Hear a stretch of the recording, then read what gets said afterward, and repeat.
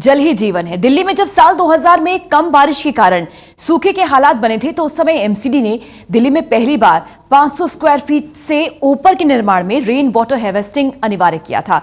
इसके बाद नियम तो लागू हो गया, लेकिन इन नियमों का पालन हो रहा है या नहीं, इसकी निगरानी के लिए कोई नहीं है, जिसके कारण यह प्रयास महज एक औपचारिकता बन रह गया।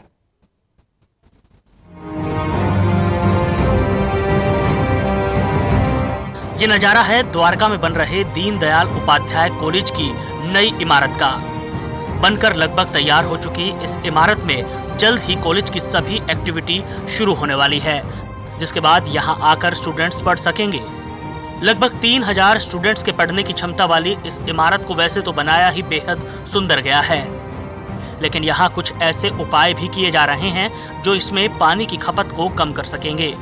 इस इमारत के चारों कोनों पर रेन वाटर हार्वेस्टिंग के उपाय भी किए जा रहे हैं, जिससे बरसात के दिनों में जो पानी आएगा वो सीधे जमीन के नीचे चला जाएगा।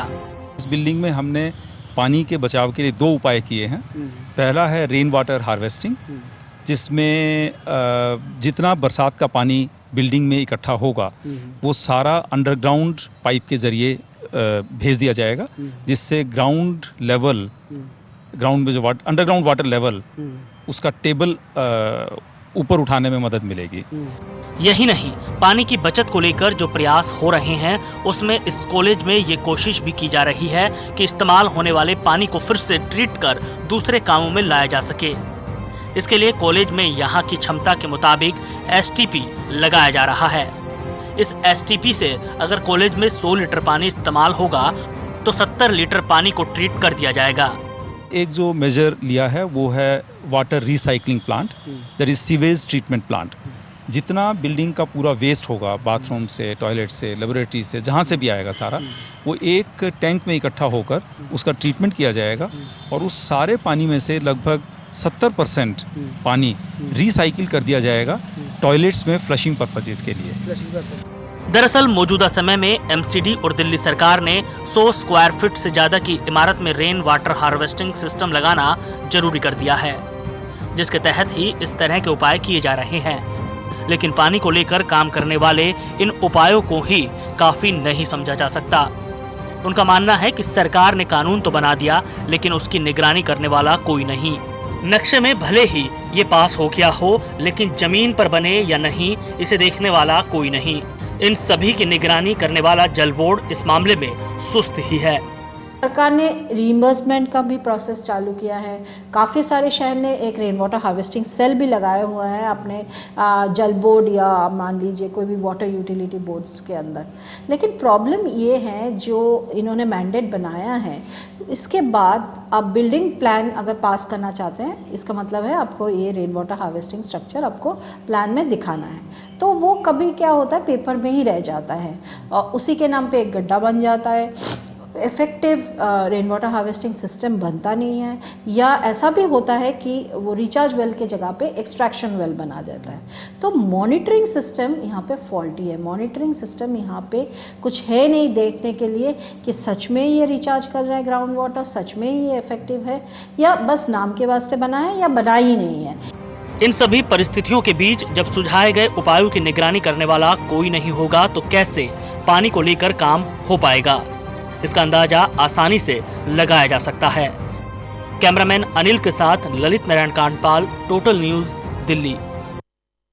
तो ये सारे हालात बताते हैं कि पानी की समस्या को सभी मान रहे हैं, लेकिन कोई कुछ करने को तैयार नहीं। सवाल ये है कि आखिर ऐसा क्या करने की जरूरत है जिससे पानी की समस्या दूर की जाए, लोगों में पानी को लेकर संवेदना पैदा की जाए।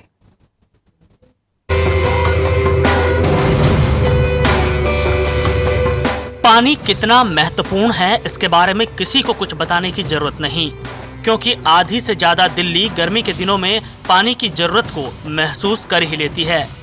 कई इलाके तो ऐसे हैं जहां से लोग पलायन करने तक को मजबूर हो गए हैं।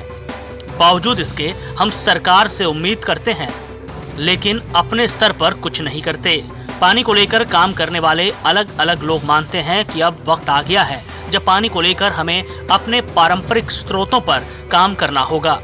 कि वाटर एफिशिएंसी भी ऐसे पुश कर दिया जाए, जैसे आपके ऑस्ट्रेलिया में है, कनाडा में है। आप देखेंगे जहाँ पे वाटर एफिशिएंट फिक्सचर्स होते हैं, मतलब आप सेव करते हैं ऑलमोस्ट 35% आप पानी सेव कर सकते हैं कि शावर में इतना पानी ना हो, यूरिनल्स जो है वो वाटर एफिशिएंट हो, या जो फ्लश होता है डुअल फ्लश या सेंसर लगाने वाले टैप्स हो, तो ये सारे उसमें से क्या होता है आपको पानी बहुत इस्तेमाल कर मतलब कम इस्तेमाल करेंगे और इंटेलिजेंटली यूज करेंगे।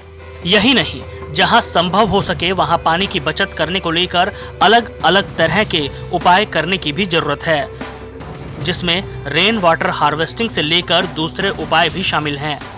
यही नहीं, जानकार मानते हैं कि जब तक सरकार इस मामले में कोई इनिशिएटिव योजना नहीं चलाएगी तब तक ये कारगर नहीं हो सकता। कि केवल वाटर हार्वेस्टिंग एग्जीक्यूट करना सोल्यूशन नहीं है, वो केवल एक फर्स्ट स्टेप है। आपको जो है इंसेंटिवाइज करना है कि हर साल वो स्ट्रक्चर मेंटेन हो, जैसे ये स्ट्रक्चर है।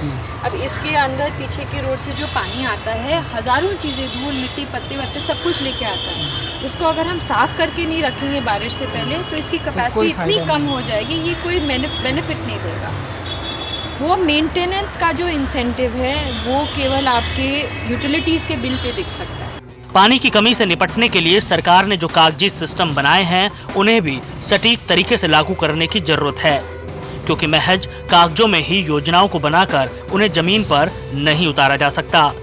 अगर एक बार किसी इमारत में पानी बचाने के उपाय बना दिए गए तो वो आने वाले सालों में जारी है भी या नहीं, ये देखने वाला भी कोई होना चाहिए। अंदर प्रयास नहीं, 100 स्क्वायर मीटर के प्लॉट पे और रेन वाटर हार्वेस्टिंग करने से कितना पानी कैसे होगा, और उस पानी के साथ जो है उसकी प्योरिटी क्या होगी। और रेन वाटर हार्वेस्टिंग में जो मॉडर्न टेक्निक है, गड्ढा खोद के उसमें ज़मीन में जाने देना, उसमें जो केमिकल कंटेंट जाएगा धरती पोल्यूट हो जाएगी। जब तालाब में पानी इकट्ठा होता है तो पानी छन के लेयर्स के माध्यम से नीचे जाता है। यदि गड्ढा खोद के पानी डाल दिया गया और उसमें गलती से भी केमिकल कंटेंट चले गए और धरती पोल्यूट हो गई, पोल्यूट धरती को आप साफ नहीं कर पाएंगे जीवन भर। प्रॉपर तरीका कंटेंट कैसे जाएगा? मान लो जैसे बरसात आ रही है, आप साथ में कोई मान लो साबुन के और पड़ा हुआ है, कुछ और केमिकल पड़े हुए हैं, उस पानी के साथ चले गए, गलती तो हो सकती है ना। यदि केमिकल कंटेंट जमीन में चले गए, धरती पोल्यूट हो गई, उसको आप धरती को साफ नहीं कर पाएंगे। इन सभी परिस्थितियों पर अगर फौरी तौर पर काम नहीं किया गया तो कहीं ऐसा ना हो कि हमें पानी को लेकर अपनों से ही लड़ाई लड़नी पड़े।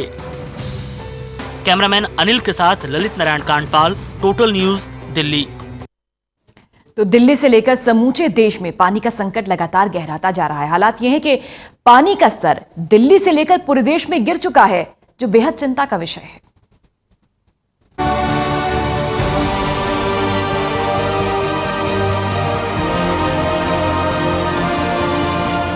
पानी को लेकर भले ही आधे दर्जन राज्यों में सूखा पड़ रहा हो, बावजूद उसके जल संरक्षण को लेकर हम कोई सबक लेते नहीं दिख रहे।